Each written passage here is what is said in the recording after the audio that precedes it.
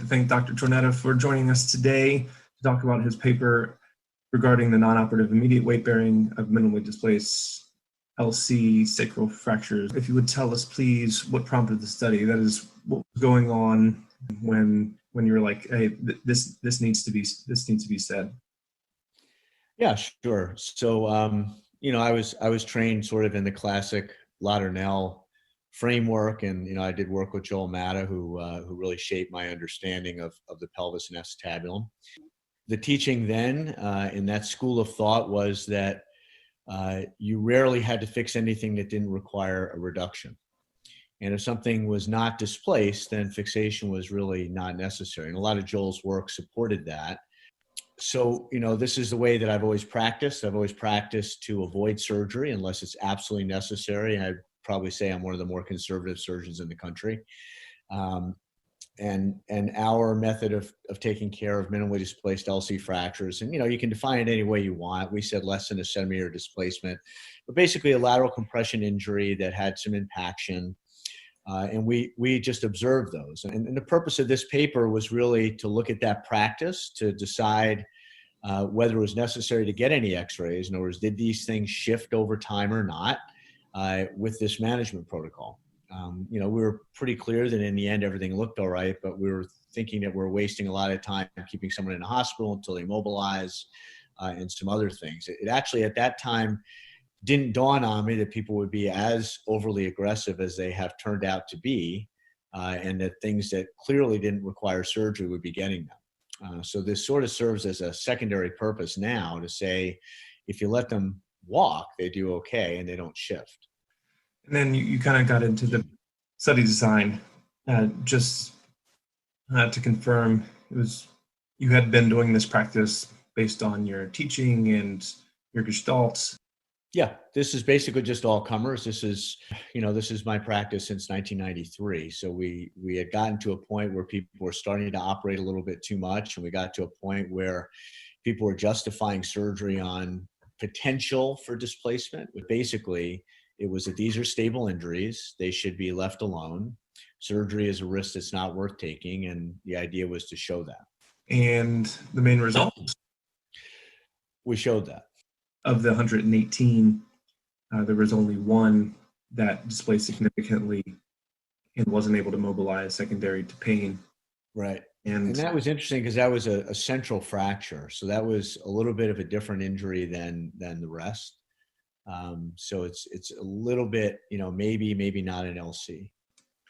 And then briefly to discuss the weaknesses and maybe parlay that into how you do that differently or what you're doing differently now.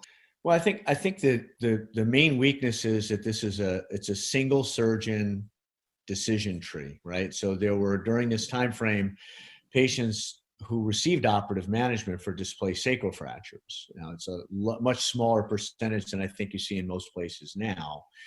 But I didn't not operate on everybody. And I think that, anytime you're making decisions like this, you try to use some scientific methods, but, we don't classify these the same way as each other. There's clearly different types of sacral injuries. You're essentially looking at my judgment, and, at that time was pretty good. Maybe I'm much worse than that now, so we don't know. The reproducibility of the radiographs, I don't know if you guys ran into that at all. We sort of looked at it with this methodology. It was pretty good, but you have to have a good AP. When we validated it, it's good but not great, right? So if you were to measure this, it's going to be 2 or 3 millimeters on a plain film. That's measurement error. But I think that works because if I measure it at 1 and you measure it at 4, if the patient heals at 1 or 4 displaced, that's a non-issue, right? We know that. Those patients do great. So basically, I think that the amount of measurement error that's taken into account when you look at this is a rationally accepted one because it's probably the clinically relevant number that is above that. So that doesn't really concern me very much.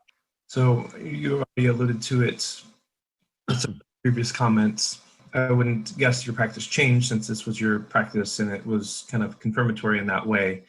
But where did you take it as kind of, it seemed like there was a shift from mostly non-operative as the technology and the technique became easier for percutaneous or more widely used, I guess, for percutaneous fixation? This kind of covered, and kind That's of a where are great we going question, from here? Adam. Yeah, it's a great question, Adam. So I would say that philosophically, I haven't changed at all. My practice is identical to the way it was then. And we don't operate on pretty much everything, right? So if I'm operating, it's because there's displacement that is not consistent with a good outcome, that requires a reduction. So if I fix something, it's to maintain a reduction, not to prevent displacement. That hasn't changed. Now, that discrepancy of sort of the people who are in the school that believes let it heal on its own and the people who believe that everything should get a screw, there's a big difference. So we did do a prospective OTA funded study, but basically it was 16 centers looking only at unilateral sacral fracture. So it wasn't all lateral compression, but about 80% were lateral compression, as you'd expect. So if you take the group that was less than 5 millimeters displaced, so that would be what we consider to be the undisplaced groups. And then we looked at the ones that were operated versus not. Neither group displaced over time. There's no difference, no appreciable difference in pain or dysfunction over time if you take these and fix them or if you don't. So I think that operating on these relatively undisplaced unilateral sacral fractures is essentially an unnecessary risk and cost. It doesn't help anybody. And any kind of parting words aside, that was a great summation of one, what you found, and two, what's forthcoming in this rather controversial topic. I think the one area that we still need to work on, and the thing that is not clear, is how to use a stress examination. People with experience, I'll quote a few people like myself, Heather Valier, Brian Mullis, and others. We don't use stress exams. And, we run a fellows course every year. Not a single person routinely used stress exams in that group. And that's because we know what it looks like, right? So when it looks like what you see here, where it looks a little bit displaced, it's not going to move a lot. And doing a stress exam is really unclear because the people who are using it are operating on it based on completely and totally arbitrary monikers, right? So Claude Saji, really tried to put some science to it, and I give Claude a lot of credit because he's always thinking about these things just the way I am. He said, well, let's look at it scientifically. Let's do all of these views. I think it was 16 views, right? And then we'll say, well, if it shifts a centimeter, we're gonna fix the front. If it shifts 2, we're gonna fix the front and the back. I was with them all the way until let's fix for no reason, right? So that study would have been perfect if those stress exams were done and then a natural history was done to say what actually happened to the patients. Because we don't know right now that those amounts of displacement that we know existed at the time of injury. I mean, it's like taking a humerus fracture in a fracture cuff and taking it out and then saying, oh, look, it moves 30 degrees. We better fix it. It's very clear that these things move or they wouldn't have shearing injuries in their anterior ring. So the real question I have is what motion leads to a bad outcome, right, if you're doing stress exams? So most of us don't do those, and you couldn't pay me enough to bring a patient to the OR, take a risk of anesthesia, do a stress exam with radiography, incur the cost, and then watch the patient. Like, that needs to be a funded study. That's something that we're probably going to work on next, because I think that needs a natural history study rather than an arbitrary cutoff and operate study.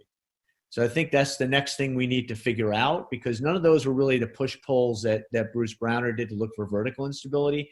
This is rotational instability that is present in every lateral compression injury, or it wouldn't have broken. So I think that's the next step. That's our next thing we need to figure out. Thank you. I think this will engage the viewership for sure.